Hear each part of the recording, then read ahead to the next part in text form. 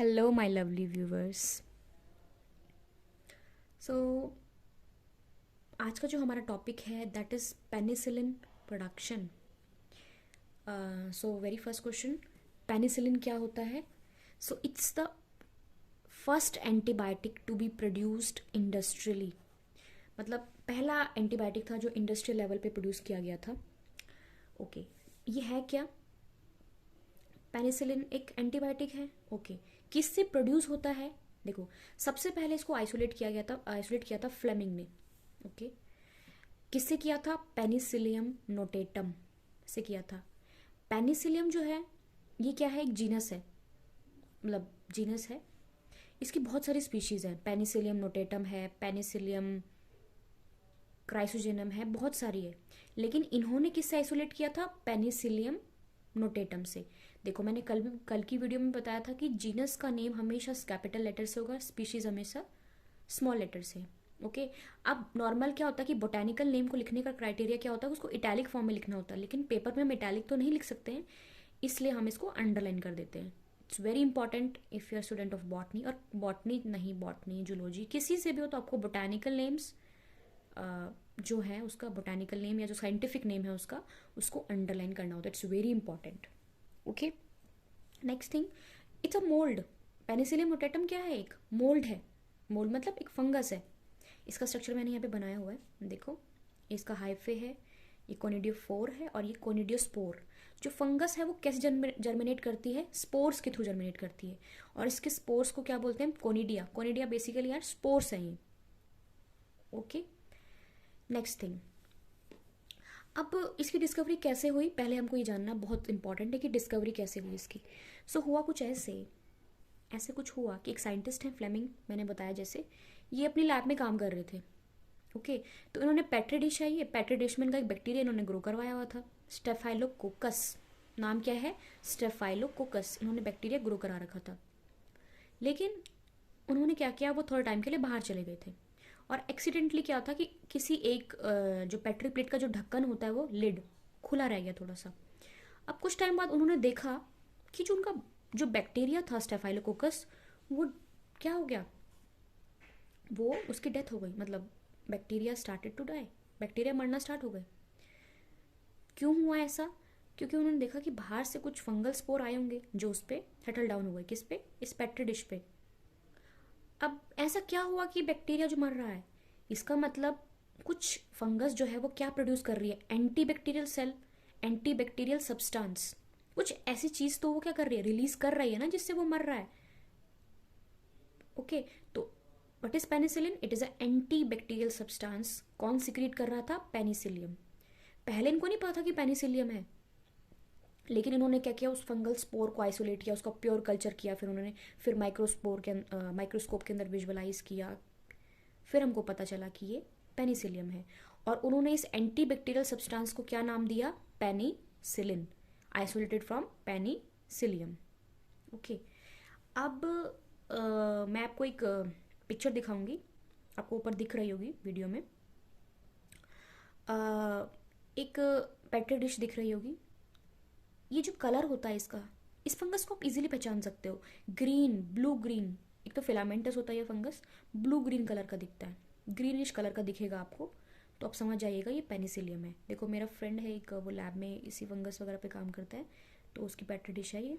इसमें pure culture है किसका? पेनिसिलियम का. ओके, नेक्स्ट थिंग, मैं आपको एक और पिक्चर दिखा रही हूँ. आप देखिए स्क्रीन पे, आपके दिख रहा होगा. मैंने एक ऑरेंज खरीदा था. आई वॉज वेटिंग, एक ही बचा हुआ था. आई वॉज वेटिंग कि मैं टुमारो मतलब मॉर्निंग में इसको खा लूँगी. बट जिस जगह मैं प्रेजेंटली अभी रहती हूँ, यहाँ पे मॉइस्चर बहुत ज़्यादा है. देखो, फंगस जहाँ पे मॉइस्चर ज़्यादा होगा, मॉइस्चर, वहाँ पे फंगल ग्रोथ बहुत ज़्यादा होती है. तो अनफॉर्चुनेटली वो पूरा ऑरेंज ख़राब हो गया. मैंने सुबह देखा तो उसमें पूरी फंगस ग्रोथ हो रखी थी. ओके, तो फंगस की ग्रोथ के लिए मॉइस्चर बहुत ज़रूरत है, मॉइस्चर की बहुत ज़रूरत है. तो पेनिसिलियम ग्रीन मोल्ड, तो this is all about Penicillium. Next, अब एंटीबायोटिक है, it means it is killing the bacteria, इसलिए तो दी जाती है एंटीबायोटिक. अब इसके स्टेप्स क्या है in commercial production of penicillin? आपको कमर्शियल प्रोड्यूस करना है, उसको बहुत ज़्यादा लार्ज अमाउंट में प्रोड्यूस करना है, तो कैसे करेंगे? उसके कुछ स्टेप्स हैं। सो पहला देखो, स्टेप्स जस्ट बताए गए हैं। पहला है preparation of inoculum, next is preparation and sterilisation of medium, third is inoculation of medium in the fermenter, forced aeration with sterile air during incubation, removal of mold mycelium after fermentation. Last step is extraction and purification of the penicillin. Okay, first is preparation of inoculum. What is inoculum? देखो, inoculum is the starting material. किसी भी चीज़ का जो starting material होता है जिससे वो initiate होगा, that is inoculum. Okay, like आप दही जमाते हो, कोई भी आपकी मम्मी जमाती है, आप घर में कोई भी, आप देखते हो कि आप क्या लेते हो, मिल्क लेते हो, और मिल्क में क्या ऐड करते हो, इनोकुलम ऐड करते हो कि नहीं करते हो। इनोकुलम क्या होता है, थोड़ा सा आप दही ले लेते हो जिसको जामुन बोलते हैं, हमारे घर में जामुन बोलते हैं, जामन या जामुन समथिंग, जिससे जमाएंगे। इट मीन्स स्टार्टिंग मटेरियल आप लेते हो, उसमें क्या होता है, दही तो होती है वो प्रीवियस, जैसे कल की दही थी, जैसे आज आपने दही खरीद के लाई, कल आपको दही जमानी है तो आप उस दही का थोड़ा सा हिस्सा लोगे और उसको किस में डाल दोगे, दूध में डाल दोगे। करोगे नहीं करोगे, करोगे, राइट। तो उसमें क्या होता है इनोकुलम में, इनोकुलम में क्या है, अगर दही की बात करें तो उसमें क्या है, लैक्टोबैसिलस ही तो है, बैक्टीरिया ही तो है वो। अब किसी चीज़ को ग्रो कराना है ज़्यादा तो वो बैक्टीरिया तो देना पड़ेगा ना, दूध में अपने आप से कहाँ से बैक्टीरिया आ जाएगा, राइट। वो दही कैसे बनेगा, तो वो बैसिलस, जो लैक्टोबैसिलस जो बैक्टीरिया है वही दही बनाएगा। समझ में आया। तो that is the preparation of inoculum. Next is preparation and sterilisation of medium. अब किसी चीज़ को ग्रो कराना है तो उसके लिए हमको मीडियम देना पड़ेगा, क्या खाएगा वो, कैसे ग्रो करेगा, तो दैट इज मीडियम। ओके, जैसे कि दही के लिए हमने मीडियम क्या दिया, लैक्टोबैसिलस क्या यूटिलाइज करेगा, मिल्क यूटिलाइज करेगा, जिससे वो ग्रो करेगा और फिर दही जब खाते हैं। ओके, दैट इज स्टेरिलाइजेशन का मतलब क्या होता है। देखो, स्टेरिलाइजेशन का मतलब किसी चीज़ को गर्म क्यों कर देते हैं हम, कि उसमें जितने भी माइक्रोबियल ग्रोथ है जो भी हमें नहीं चाहिए वो सारे मर जाता है, सारा कुछ मर जाता है, उससे पूरी माइक्रोब्स खत्म किसी भी फॉर्म में। कंटामिनेशन हमको नहीं चाहिए तो रिमूवल ऑफ कंटामिनेशन, कंटामिनेशन को फ्री करना, that is called sterilisation. Okay, so diagrammatically पढ़ते हैं, ये तो स्टेप्स हैं, आप देख लीजिएगा। Okay, and here is the, I hope visible होगा डायग्राम। देखो, सबसे पहले आपने मीडिया बनाया, आई होप दिख रहा होगा आपको, ओके ओके दिख रहा है। सो आपने मीडिया प्रिपेयर किया, दैट इज मीडिया। मीडिया में आपने क्या क्या चीज़ें रखी, लैक्टोज। लैक्टोज क्या होता है, कार्बन सोर्स चाहिए ना किसी को ग्रो करने के लिए, या शुगर चाहिए। कॉर्न स्टीप लिक्वर, ये नाइट्रोजन का सोर्स होता है। कॉर्न क्या होता है, मक्का, नाइट्रोजन का सोर्स प्रोवाइड करता है। सॉल्ट आपने दे दिया और बहुत सारे इंग्रेडिएंट आपने सब मीडिया दे दिया, यहाँ पे मिक्स कर दिया। मिक्स करने के बाद मीडिया को आपने स्टेरलाइज किया, कि स्टेरलाइज मतलब उसमें कोई भी माइक्रोबियल ग्रोथ ना हो। ओके, ठीक है। स्टेरलाइजेशन करने के लिए हम काफ़ी तरीके से स्टेरलाइजेशन होती है, लेकिन मीडिया के लिए हम यूज़ करते हैं ऑटोक्लेव। ऑटोक्लेव को ऐसे समझ लो, अगर आपने नहीं देखा हुआ, आप सर्च करोगे नेट पर, आपको ऑटोक्लेव दिख जाएगा। एक बड़ा सा, it's like a design of, आपके घर में प्रेशर कुकर होगा इस तरह से। प्रेशर कुकर में क्या होता है, स्टीम, बहुत भाप बनती है, तो उस भाप, इतना टेम्परेचर होता है उसमें, कितना टेम्परेचर होता है 121 डिग्री सेल्सियस ऑटोक्लेव में टेम्परेचर होता है। इस टेम्परेचर पे कोई भी माइक्रोबियल ग्रोथ नहीं हो पाती, सब खत्म हो जाता है, free from contamination. High pressure पे स्टीम होती है 15 psi, और 15 से 20 मिनट हम रखते हैं, मीडिया स्टेरलाइज हो जाता है। ठीक है, स्टेरलाइज होने के बाद मीडिया को थोड़ा ठंडा होने दो, और इसको कहाँ पे डाल दो, फर्मेंटर में ऐड कर दो, मीडिया को पंप कर दो, राइट। अब आता है यहाँ से इनोकुलम। ये क्या है, एक ट्यूब है, ट्यूब के ऊपर एक कॉटन प्लग लगा हुआ है। यहाँ पे हमने जो स्ट्रेन ले रखा है, कौन सा ले रखा है, स्पीशीज पेनिसिलियम क्राइसोजेनम, इसको हमने यहाँ पे ले रखा है। फिर इसको हमने ट्रांसफर किया, ये कॉनिकल फ्लास्क में रख दिया।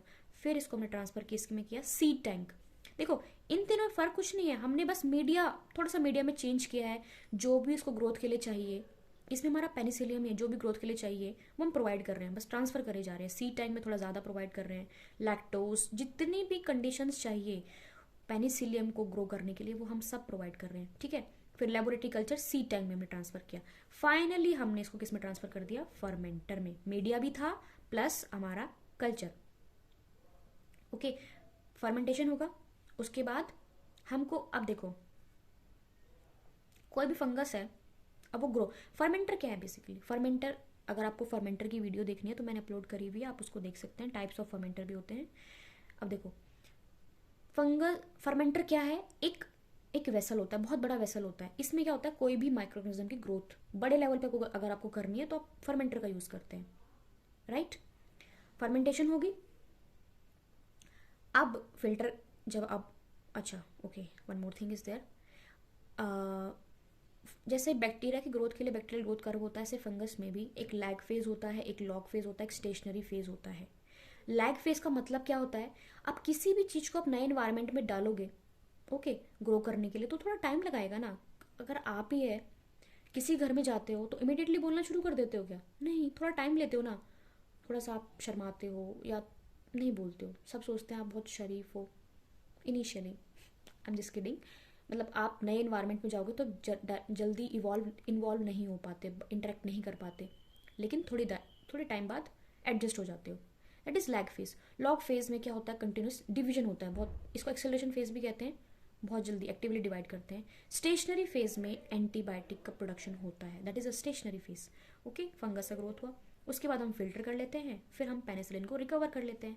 पेनिसिलिन की रिकवरी में प्रेसिपिटेशन, रिडिजॉल्विंग, फिल्ट्रेशन, ये सब इंक्लूड होते हैं।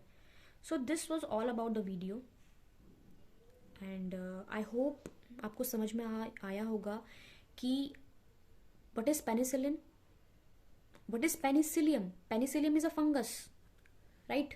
ये क्लियर होगा कि पेनिसिलिन क्या है, पेनिसिलियम क्या है। और ये बीटा लैक्टम एंटीबायोटिक्स में आता है, बीटा लैक्टम, ये याद रखिएगा। ओके, एक ग्रीन मोल्ड है, आप ज़रूर पिक्चर खोलिए, नेट पे खोलिए, देखिए, आपको समझ में आएगा। ओके, और किसने डिस्कवर किया था ये बहुत बार पूछा रहता है।